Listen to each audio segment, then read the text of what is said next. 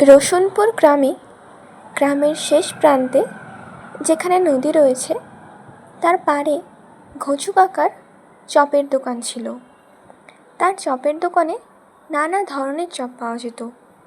ডিমের chop, vegetable chop, আলুর chop, আরও নানা রকম চপ। পাড়ার লোকেরা তার দোকানে চপ খেত। একটি দিনের কথা, দুজন বসে চপ খাচ্ছে। রামু শহর থেকে ব্যাগ নিয়ে ফিরছিল। সেও দাঁড়িয়ে পড়ল ঘোচুদার দোকানের টেস্টি চপ খেতে। ঘরের একমাত্র ছেলে পিকলু, সে মুড়ি খেতে বসেছে। তার মা এসে তাকে বলছে, বাবা পিকলু, এই শুকনো মুড়ি কটা খেয়ে নে। পিকলু বলে, মা রোজ রোজ এই মুড়ি খেতে আমার আর ভালো লাগে না। এই শুকনো মুড়ি আজকে আর আমি খাবো না, তুমি আমাকে অন্য কিছু বানিয়ে দাও।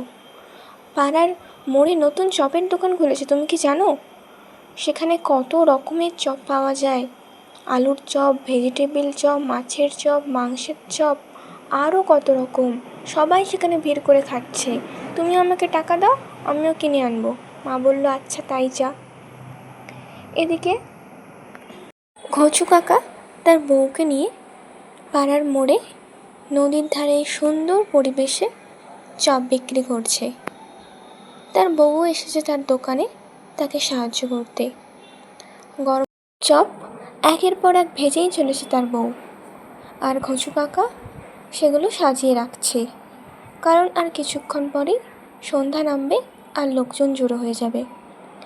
এরই মধ্যে পিকলু এসে হাজির হয় এবং ঘোচু কাকাকে বলে, ঘোচু কাকা, তোমার দোকানে যে সুস্বাদু কত রকমের চপ পাওয়া যায়, তার মধ্যে থেকে আমাকে ভেজিটেবিল চপ, মাংসের চপ আর আলুর চপ দাও।